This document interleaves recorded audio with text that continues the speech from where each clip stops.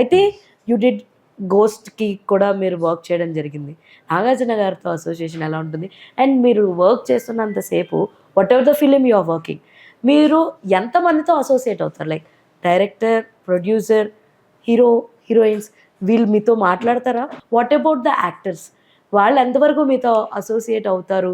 ఇది బావుంది, ఇది బాగోలేదు అని చెప్పిన సందర్భాలేమన్నా ఉన్నాయా? 'గోస్ట్‌లో' నాగార్జున గారితోటి. ఆ! గో అదేనండి. జనరల్‌గా యాక్టర్స్‌కి నాకంత సంబంధం ఉండదండి. మేజర్‌గా డైరెక్టర్ గారు, మేము కూర్చొని డిస్కస్ చేస్తాము. మేమే ఫైనలైజ్ చేస్తాం. ప్రొడ్యూసర్స్ కూడా అంత రారు. హ్మ్. And I prefer 99% with director తోటే కమ్యూనికేషన్. ఓకే.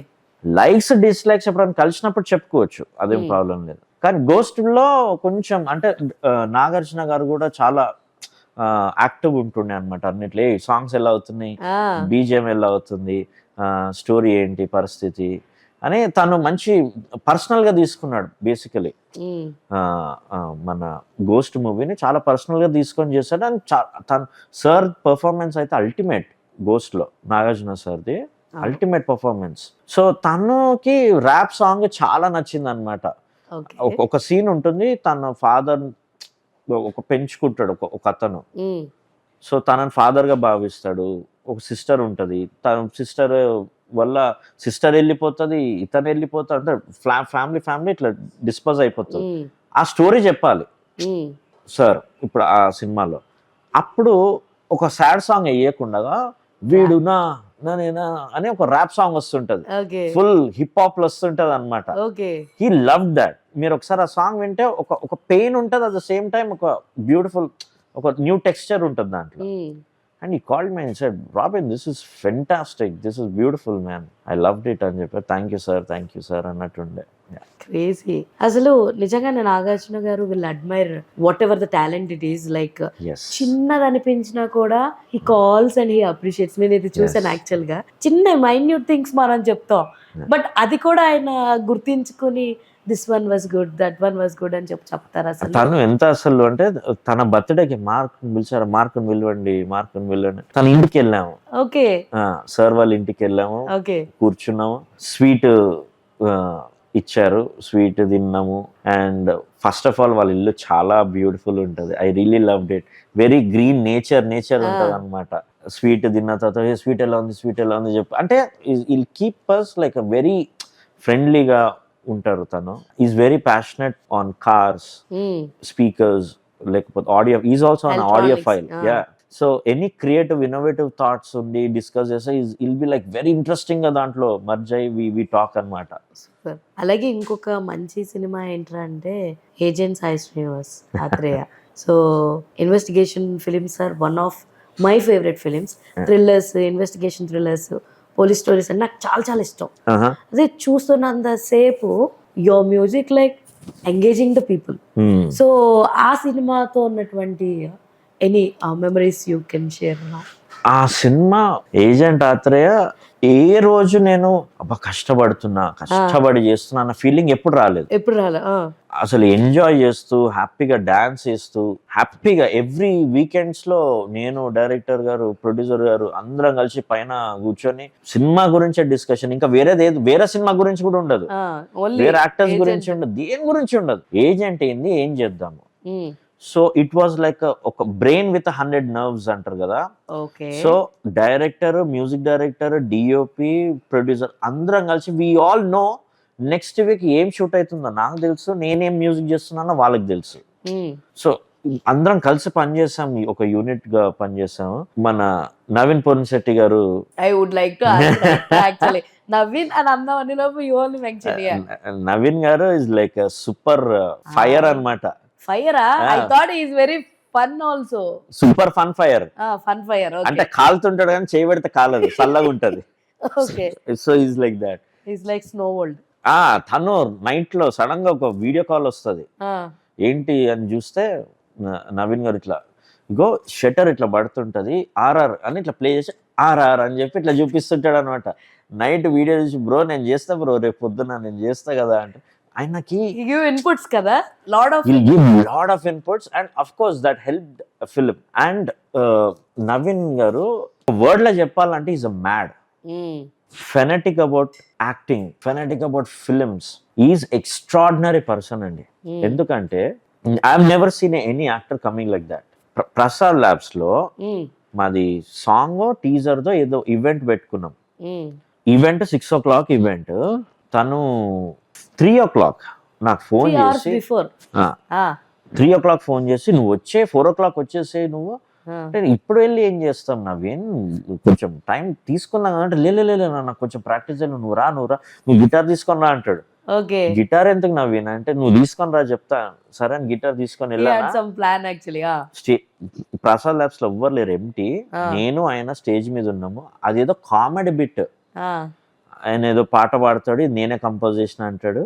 అది దేవిశ్రీ గారిది. అది సో ఇది ఎట్లా ఉందని ఆడియన్స్ ఇంటరాక్షన్ అది ఏదో చేశాడు. అది అయిపోయిన తర్వాత ఒక జిమ్ కేర్ని చూసాను నేను ఆయన లోపల. ఇట్లా అనుకుంటాడు స్టేజ్ మీద తను ఎట్లా మాట్లాడాలి ఏంటి, అబ్బా అంటుంటాడు. అక్కడ ఎవరు లేరు, ఆయన ఇట్లా ఏదో అన్నట్టు ఆడియన్స్ ప్రాక్టీస్ చేసుకుంటున్నారు. సో 4 hours ప్రాక్టీస్ చేస్తాడండి తను. అందుకే నేను మ్యాడ్ అని ఎందుకన్నానంటే, అంత పిచ్చి ప్రాణం ఆయనకి. పర్ఫార్మెన్స్ అనేది, నాట్యం అనేది ఆయనకు అంత ఇది. ఈవెన్ ఆ సినిమా అనగానే అందరికి గుర్తొచ్చేది ఆ డిక్షనరీలు అమ్మే సీను, ఆ మొన్నటి డైలాగ్ అసలు ఎంత ఫాస్ట్ ఫార్వర్డ్ గా చెప్తాడంటే ఆయన, వావ్ మీ వాడికి ఎంత తెలివి ఉందేంటి అని అంటారు. ఆ ఎక్స్ప్రెషన్స్ కూడా అసలు క్రేజీ ఉంటది. అసలు ఈజ్ అన్బీటబుల్ అండి చెప్తాను. డైలాగ్ త్రో గానీ, తన యాక్టింగ్ గానీ ఎక్స్ట్రాడినరీ పర్సన్ అతను. And I'm so honour to work for his first film as a music director, and Agent Aatrey was a big hit. Yes. ఆ తర్వాత తన కెరియర్ లో ఎలాంటి టర్న్స్ తీసుకున్నారండి? ఇప్పటికీ he is in touch, like మీరు we are in touch. అందరితోటి you are in touch లో ఉన్నారా? ఎవరితో ఎక్కువ మాట్లాడతారు? లైక్ విత్ నాని గారు కావచ్చు, ప్రశాంత్ గారు కావచ్చు, ప్రశాంత్ గారితో అండి. ప్రశాంత్ గారు అలా 2 సినిమాలు ఉన్నాయి కాబట్టి రాజు గారు మాకు సినిమా లేకపోయినా మేము మాట్లాడుకుంటూనే ఉంటాం.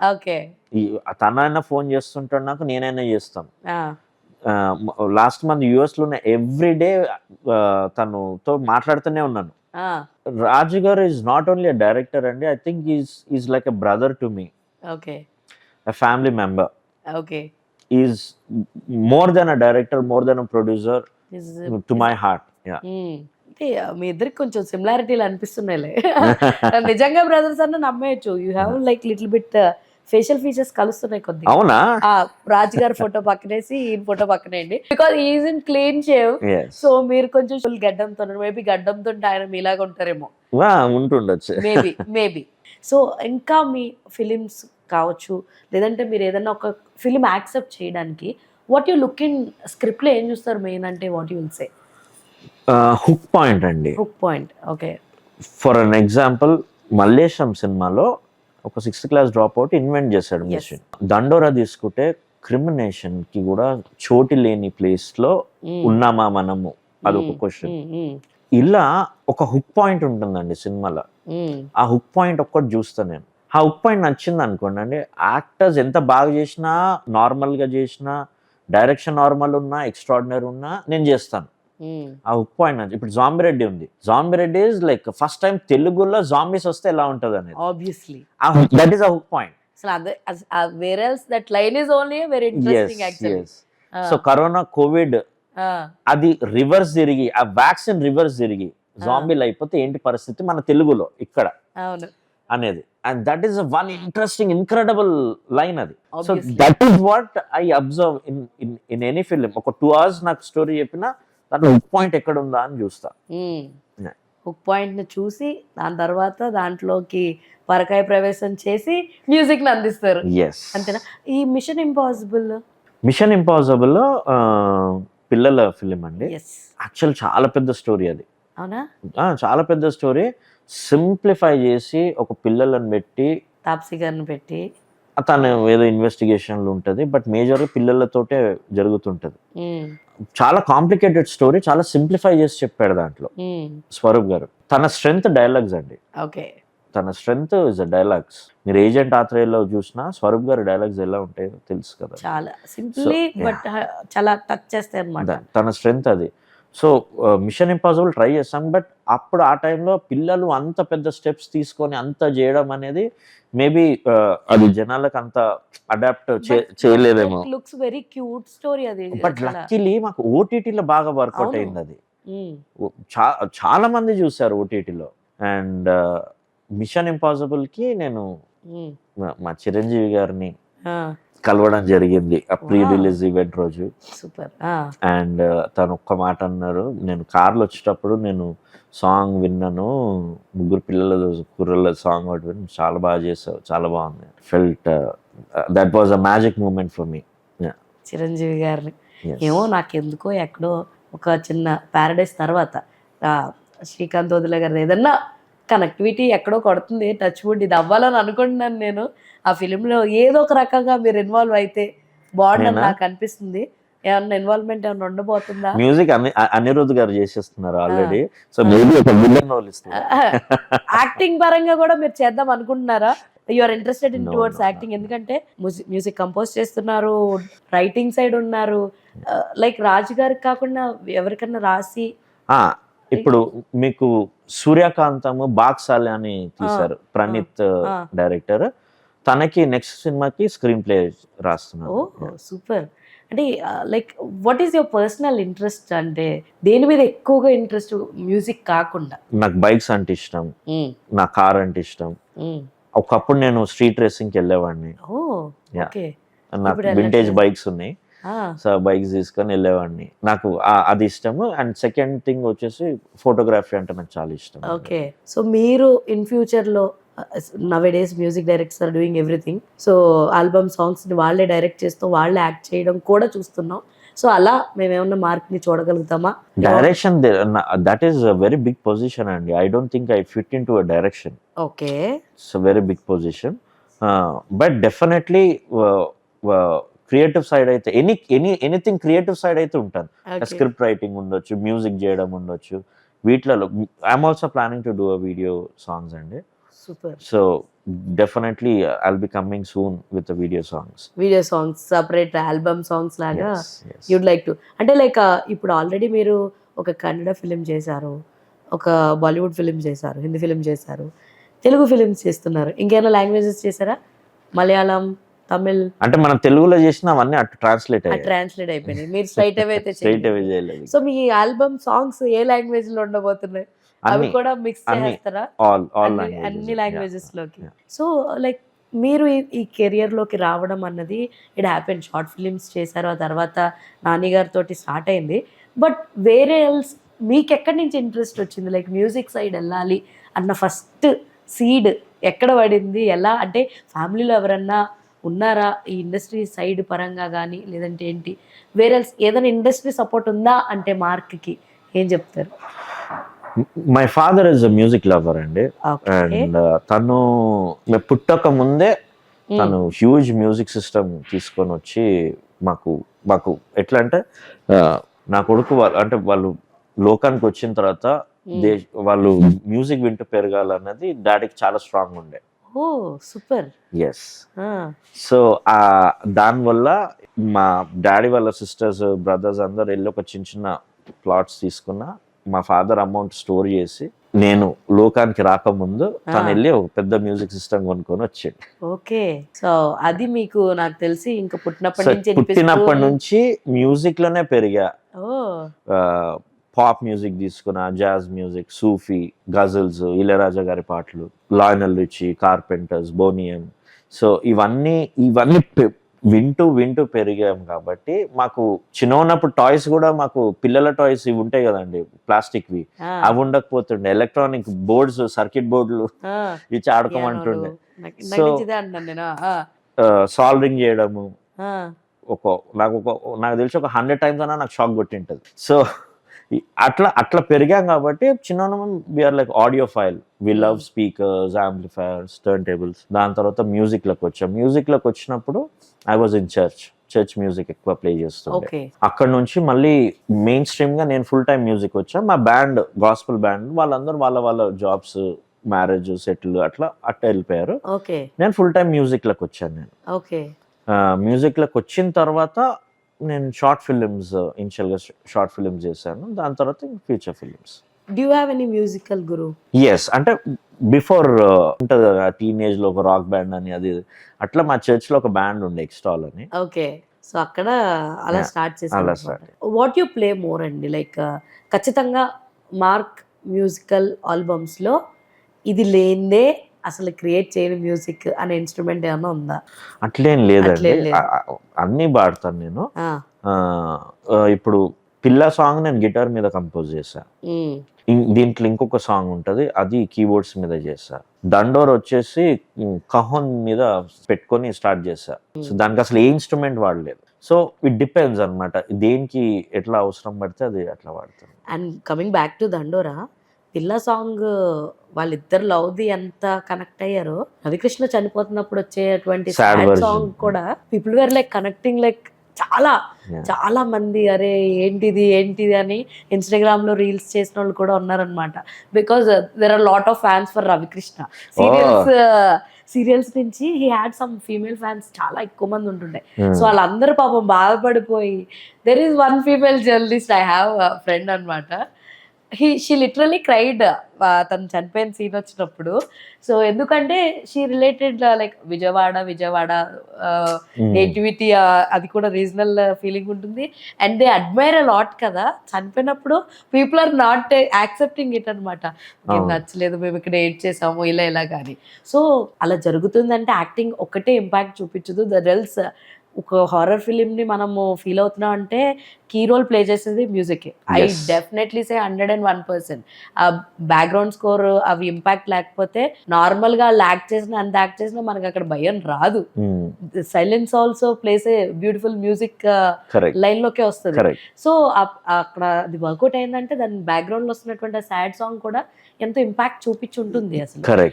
అయితే రీసెంట్ గా ఐ థింక్ సో శివాజీ గారు చాలా ఎమోషనల్ అవుతూ మీతో మాట్లాడడము, అండ్ శివాజీ గారితో ర్యాపో ఏంటి, ఆయన ఆఫ్టర్ ఇమీడియట్ గా ఈ అవార్డు వచ్చింది అన్న తర్వాత డైరెక్టర్ గారు ప్రొడ్యూసర్ గారు కాకుండా మూవీ టీమ్ లోంచి ఎవరు మిమ్మల్ని అప్రోచ్ అయ్యారు, ఎవరు కంగ్రాచులేట్ చేశారు అంటే ఎవరి పేరు? శివాజీ గారు చేశారండి. I think he is the first person who called me. Okay, even before the award, music బాగా చేసావు అని ఫోన్ చేసి చెప్పింది అందరు యాక్టర్స్ లో. I think is the first person who called me and shared. Okay, Shivaji గారు అండి. అండ్ దాని తర్వాత కూడా అవార్డు వచ్చినప్పుడు నేను చెన్నైలో ఉన్నాను. సో అంటే అనౌన్స్ చేసినప్పుడు నేను చెన్నైలో ఉన్నాను. ఆ రోజే ఈవినింగ్ ప్రెస్ మీట్ పెట్టేసుకుందాం అనుకున్నారంట. ఓకే, కానీ శివాజీ గారు మార్క్ కూడా ఉండాలి కదా అంటే, లేదు మార్క్ చెన్నైలో ఉన్నాడంటే, అవునా తను శివాజీ గారు వెళ్ళిపోవాలి, వాళ్ళ ఫ్రెండ్ వాళ్ళది ఎవరిదో ఏదో ఉందని వెళ్ళిపోవాలి. అరే అయితే సరే రేపు మార్నింగ్ పెట్టుకుందాము, తను రాని, తను వచ్చాక ఒకటేసారి పెట్టుకొని ప్రెస్ మీట్ పెట్టుకొని వెళ్దాము అని తన ఫ్రెండ్ కూడా ఆపేసుకొని నా కోసం వెయిట్ చేసి నెక్స్ట్ డే ప్రెస్ మీట్ అయ్యాక ఇంకా ఇమ్మీడియట్ గా వెళ్ళిపోయాడు. తను is very very good nature అండి తను. అవును, అండ్ అలా కనిపిస్తాడు కానీ హార్షిక మంగపతి క్యారెక్టర్ వల్ల, but very soft in nature. But బాగా నచ్చిన పాయింట్ ఏంటంటే he says what ever he feels straight గా చెప్తాడు అన్నమాట, వెరీ స్ట్రైట్ ఫార్వర్డ్.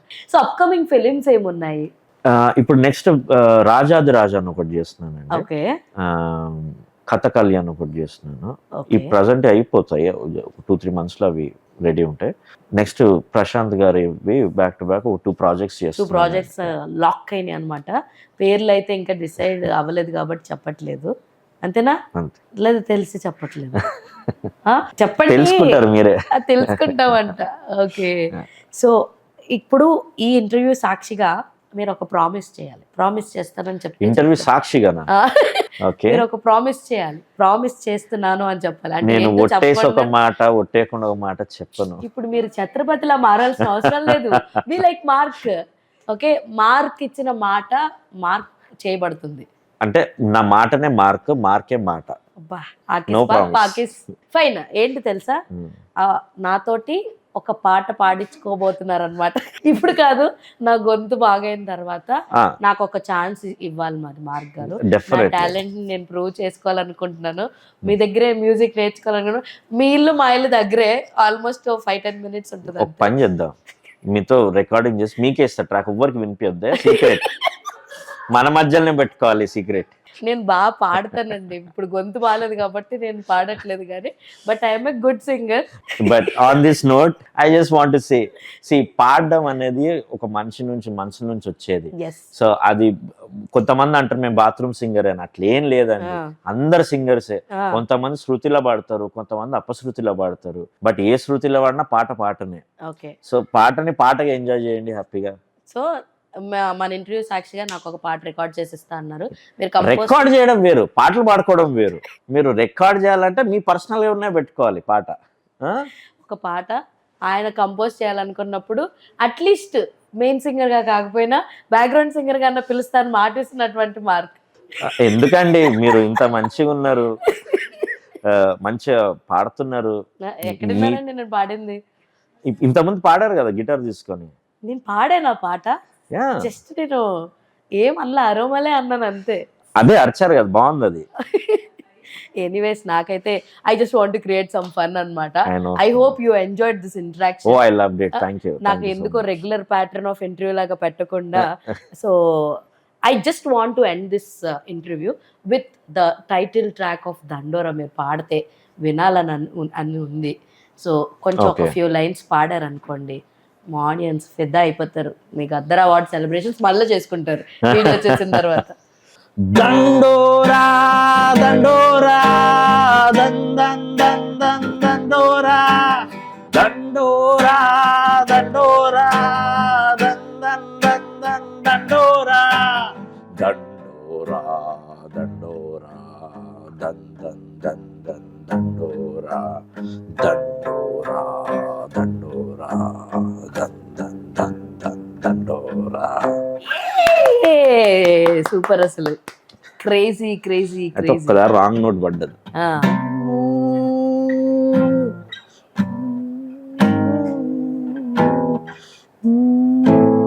కాదు, ఇంకొక మంచి లవ్ సాంగ్ పాడొచ్చు కదా. This song is specially dedicated for మీ.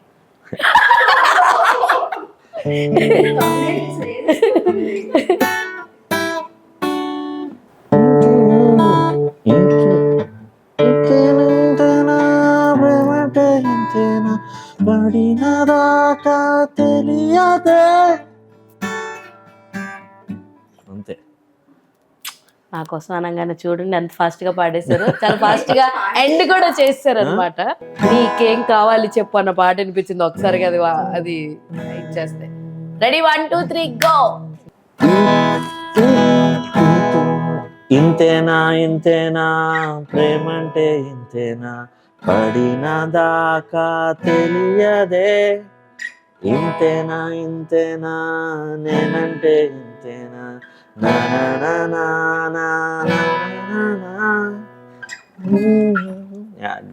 కుదురు లేదు అని ఉంటుంది, బట్ లిరిక్స్ ఆయనకి గుర్తులేదు, పాడడానికి నాకు గొంతు శృతిలో లేదు. సో అందుకని చెప్పే నేను వదిలేస్తున్నాను.